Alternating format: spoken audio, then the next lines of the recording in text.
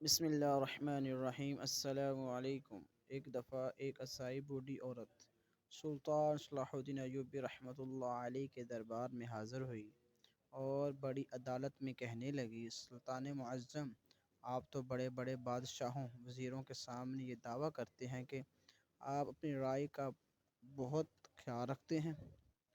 آپ کی سلطنت میں انصاف کا نظام قائم ہے، لوگوں کو برابر کے حق ملتے ہیں اور ان کے حقوق کی حفاظت کی جاتی ہے۔ کیا آپ کی سلطنت میں ہماری عزت کو محفوظ رکھنا یہ آپ کا فرض نہیں ہے؟ کیا یہ آپ پر فرض نہیں کہ آپ اپنی سلطنت میں موجودہ بوڑھے اور مجبور لاچار ماں باپ کی نوجوان بیٹیوں کی عزت کو محفوظ رکھ سکیں؟ جب یہ بات سلطان صلاح الدین ایوبی رحمۃ اللہ علیہ نے بوڑھی عورت کی زبان سے سنی تو بڑے حیران و پریشان ہو گئے اور دل میں کہنے لگے، یا اللہ، مجھے دشمن کی چال سے محفوظ رکھنا اور مجھے کسی بڑے امتحان میں نہ ڈال دینا۔ پھر سلطان صلاح الدین ایوبی رحمۃ اللہ علیہ نے اس بوڑھی عورت کو کہا، بتاؤ تمہارے ساتھ کیا ہوا ہے؟ تو بوڑھی عورت کہنے لگی، سلطان معظم، میرا شوہر میری بیٹی کی پیدائش کے چند دن بعد ہی اس دنیا سے چلا گیا۔ میں نے اپنی بیٹی کی مزدوری کر کے پرورش کی اور آج جب وہ جوان ہوئی تو میرے بڑے بھائی نے ایک زمیندار کے بیٹے کے ساتھ میری بیٹی کی شادی کی۔ بات کی تو زمیندار نے میرے بھائی کو کہا کہ اگر تمہاری بانجی کو میرا بیٹا اپنی آنکھوں سے دیکھ لے اور اگر اس کو آپ کی بانجی پسند آ گئی تو میں اپنے بیٹے کی شادی اس سے ضرور کروا دوں گا۔ وہ زمیندار بڑا نیک اور رحم دل انسان ہے، لیکن بدقسمتی سے میری اور میری بیٹی اس زمیندار کے گاؤں کی طرف روانہ ہوئے۔ ہمارے پاس کوئی سواری نہیں تھی، اس لیے ہم دونوں اپنی قیمتی سامان لے کر اس گاؤں کی طرف پیدل روانہ ہو گئے۔ چلتے چلتے ہمارا گزار ایک جنگل سے ہوا۔ ہم سفر کی وجہ سے بہت تھک چکے تھے۔ ہم ایک درخت کے نیچے آرام کرنے کے لیے رک گئے۔ اچانک تین آدمیوں نے ہم پر ہر طرف سے گھیر لیا۔ ان کے ہاتھوں میں تلواریں تھیں اور ان میں ایک نوجوان مجھے درخت کے ساتھ باندھ دیا اور باقی دو نوجوانوں نے میری بیٹی کو اٹھا کر جھاڑیوں کے پیچھے لے گئے اور ان کے ساتھ زیادتی کرتے رہے۔ روتی روتی چلتی آ رہی کہ میری بیٹی کو چھوڑ دو، میری بیٹی کی زندگی برباد ہو جائے گی۔ ساری زندگی میری بیٹی نے کوئی خوشی نہیں، لیکن ان ظالموں نے میری کوئی نہ سنی اور میری بیٹی کی عزت کو لوٹ لیا۔ میری بیٹی خوبصورت ہونے کے ساتھ ساتھ بہت خوددار تھی۔ جب ان میں اپنے بیٹے کے پاس گئی تو انہوں نے ان تینوں آدمیوں نے خنجر سے اپنی گردن کاٹ دی اور میری بیٹی وہاں تڑپ تڑپ کر مر گئی۔ وہ ظالم میری بیٹی کو تڑپتے دیکھ کر وہاں سے بھاگ گئے، لیکن جنگل کے ساتھ ایک گاؤں آباد تھا۔ گاؤں کے تین آدمی میری چیخ پکار سن کر آئے تو انہوں نے میری بیٹی کی آخری رسومات ادا کرنے میں میری مدد کی۔ ان کے بعد ان گاؤں والوں کے ساتھ اپنا مقدمہ لے کر قاضی صاحب کے پاس گئی اور اسے ساری صورتحال آگاہ کیا۔ قاضی صاحب نے مجھ سے پوچھا کہ بتاؤ تمہارے پاس کوئی ثبوت ہے؟ تو میں نے انہیں بتایا کہ یہ گاؤں والے تین آدمی ہیں جنہوں نے یہ طوفان دیکھ کر جو طوفان میری دنیا آخرت اجاڑ دی گئی۔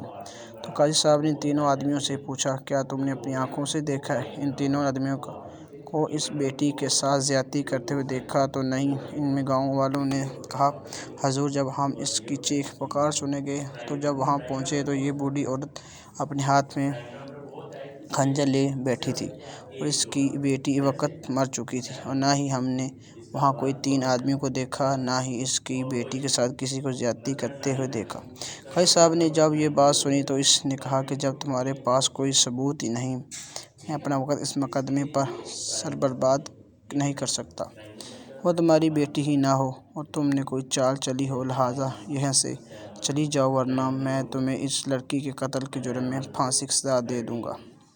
وہاں سے مجھے انصاف ملنا تو دور کی بات، مجھے اپنی جان کے لاڈ پڑ گئے۔ وہاں سے روتی پیٹتی ہوئی دوبارہ اپنے بھائی کے گھر کی طرف روانہ ہوئی تاکہ جا کر اپنے بھائی کو اپنی فریاد سنا سکوں اور مجھے کوئی انصاف دلا سکے۔ اب میں اپنی بیٹی کو کھو چکی ہوں، لیکن صرف ایک گھڑی کی تھی جس میں میری بیٹی کے چند زیورات موجود تھے اور زیورات اور اپنی بیٹی کو لے لیا۔ میں چاہ رہی تھی کہ میری بیٹی کو اپنی زندگی میں بہت خوشیاں دیکھے گی، لیکن ان ظالموں نے میری بیٹی کی ساری خوشیاں چھین لی تھیں۔ اب میں نے اسی راستے سے اپنے بھائی کے گاؤں کی طرف سفر شروع کر دیا۔ سفر طویل تھا، کمزور ہڈیاں جواب دے گئیں، تو راستے میں نے ایک درخت کے نیچے آرام کرنے کے لیے بیٹھ گئی۔ جیسے ہی میں درخت کے نیچے بیٹھی تو اس جنگل میں موجود لکڑہار نے جب میری گھٹی ہوئی دیکھا تو اس نے دل میں لالچ پیدا ہو گیا اور اس نے مجھے درخت کے ساتھ باندھ کر میری گٹھی اٹھا کر لے گیا۔ اب میں اپنی بیٹی کے ساتھ ساتھ اپنی بیٹی کی آخری نشانیاں جو کہ زیورات تھی وہ بھی کھو بیٹھی تھی۔ میرے پاس کچھ بھی نہیں بچا۔ میں جنگل میں درخت کے ساتھ بندھی بیٹھی تھی۔ اتنے میں ایک آدمی وہاں سے گزرا تو اس نے مجھے چھڑایا اور اس نے پوچھا کہ اماں جی آپ کس نے باندھا؟ تو میں نے اسے شروع سے لے کر آخر تک ساری واردات سنائی۔ تو مجھے کہنے لگے اماں جی میری نظر میں آپ کو انصاف صرف ایک ہی دروازے سے مل سکتا ہے اور اس جگہ سے آج تک کوئی بھی خالی ہاتھ لوٹا نہیں جس کو انصاف نہ ملا ہو۔ تو میں نے پوچھا کوئی ایسا دروازہ ہے جو اتنا عدل اور انصاف کرتا ہو؟ تو اس نے مجھے کہا کہ اب آپ اگر سلطان صلاح الدین ایوبی رحمۃ اللہ علیہ کی عدالت میں چلے جاؤ گی تو تمہیں ضرور انصاف ملے گا۔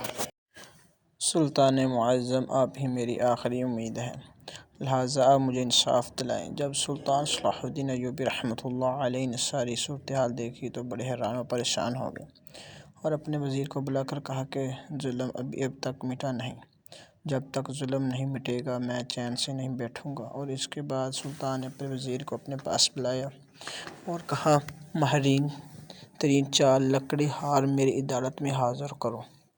چند لمحوں کے بعد 4 ماہر لکڑی ہار سلطان صلاح الدین ایوبی رحمۃ اللہ علیہ کے سامنے حاضر ہو گئے۔ اب سلطان صلاح الدین ایوبی رحمۃ اللہ علیہ نے اس بوڑھی عورت کو کہا کہ جب تیری بیٹی کی عزت لوٹی گئی تو وہاں کیا چیز موجود تھی؟ اس بوڑھی عورت نے روتی روتی کہا سلطان معظم وہاں درخت کے علاوہ کوئی بھی موجود نہیں تھا۔ پھر سلطان نے پوچھا کہ جب آپ اس سے کھوڑی چھینی تو اس وقت کوئی اور موجود تھا؟ تو اس بوڑھی عورت نے کہا نہیں سلطان معظم اس وقت بھی صرف درخت موجود تھے، کوئی نہیں تھا۔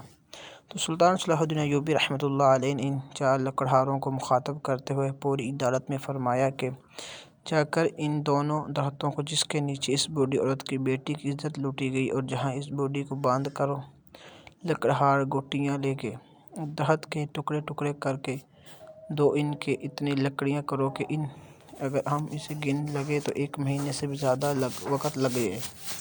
یہ 4 دن لکڑہار اس وقت اپنی منزل کی طرف روانہ ہو گئے اور جا کر ان درختوں کو کاٹنا شروع کر دیا اور ان کے اتنے چھوٹے چھوٹے ٹکڑے کرنے لگے کہ کوئی لوگ حیرانی سے دیکھنے لگے کہ یہ بات پورے مصر میں پھیل گئی کہ ایک بوڑھی عورت کی بیٹی کی عزت لوٹنے پر اور ان کی گٹھری چھپانے پر سلطان صلاح الدین ایوبی نے درختوں کے ٹکڑے کرا دیے جن کا کوئی بھی قصور نہیں تھا۔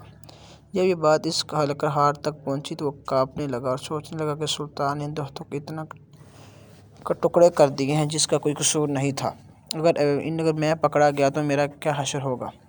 سلطان صلاح الدین ایوبی رحمۃ اللہ علیہ نے اس بوڑھی عورت کو کہا کہ 3 دن کے بعد عدالت میں تمہیں انصاف مل جائے گا۔ 3 دن کے بعد بوڑھی عورت عدالت میں آئی تو سلطان صلاح الدین ایوبی رحمۃ اللہ علیہ نے تمام درباریوں کے سامنے ایک گٹھری رکھی اور کہا کہ یہ تمہاری گٹھری ہے۔ تو یہ دیکھ کر وہ عورت بڑی حیران ہوئی اور کہنے لگی سلطان معظم بالکل یہی گٹھری ہے۔ اب سلطان نے کہا کہ اس کے اندر کا سامان چیک کرو، اس میں سے کسی چیز کی کمی تو نہیں؟ تو اس بوڑھی عورت نے کہا نہیں سلطان معظم ان میں سے سب کچھ ہے، ایک چیز بھی کم نہیں۔ پھر وہ بوڑھی عورت کہنے لگی سلطان معظم آپ نے یہ سب کیسے تلاش کر لیا، حالانکہ میں نے ایسے کوئی ثبوت نہیں دیا جس کی بنیاد پر آپ اس چور کو پکڑ سکتے ہو۔ سلطان صلاح الدین ایوبی رحمۃ اللہ علیہ مسکرانے لگے اور کہا کہ جب میں نے ان درختوں کے ٹکڑے ٹکڑے کرانے کا حکم دیا تو جب ان کی بات کی خبر اس لکڑہار تک پہنچی تو وہ خوف سے کانپنے لگا اور سوچنے لگا کہ سلطان نے اس درخت کے اتنے ٹکڑے کرا دیے جس کا کوئی قصور نہیں تھا، اگر میں پکڑا جاتا تو میرے کتنے ٹکڑے ٹکڑے ہوتے۔ اس لیے اس نے وہ گٹھری اس درخت کے نیچے رکھ دی اور وہ گٹھری میرے سپاہی میرے پاس لے آئے۔ اب سلطان صلاح الدین ایوبی رحمۃ اللہ علیہ نے اپنے سپاہیوں کو حکم دیا تو سپاہی ان تینوں ڈاکوؤں کو پکڑ کر اس بوڑھی عورت اور تمام درباریوں کے سامنے لے آؤ۔ جب اس بوڑھی عورت نے ان تینوں کو دیکھا تو ان تینوں کے گریبان کو پکڑا اور کہا اے ظالمو تم نے میری دنیا اجاڑ دی، تمہارے پاس کیا رہا؟ پھر سلطان صلاح الدین ایوبی رحمۃ اللہ علیہ کے پاس وہ بوڑھی عورت عیسائی عورت آئی اور کہا سلطان معظم آپ نے ان تینوں کو کیسے پکڑا؟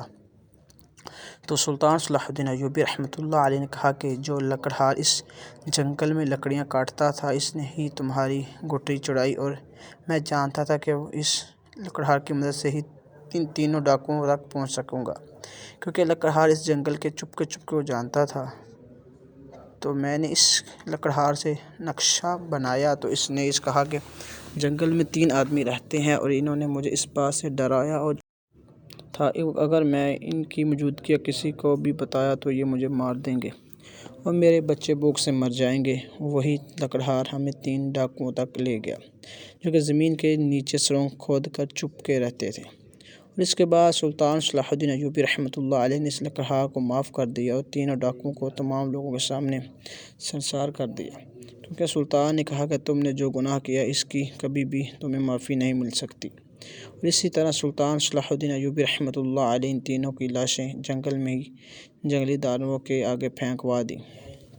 وہ عیسائی عورت سلطان صلاح الدین ایوبی رحمۃ اللہ علیہ کے انصاف و عقل مند فیصلے کو دیکھ کر اسی وقت اس نے صلاح الدین ایوبی رحمۃ اللہ علیہ سے کلمہ پڑھ کر مسلمان ہو گئی، اور سلطان کی عقل مندی کے فیصلے کی چرچا پورے مصر میں ہونے لگی۔ دوستو، سب سے روایات میں سلطان صلاح الدین ایوبی رحمۃ اللہ علیہ کی عقل مندی کا یہ واقعہ لکھا ہے۔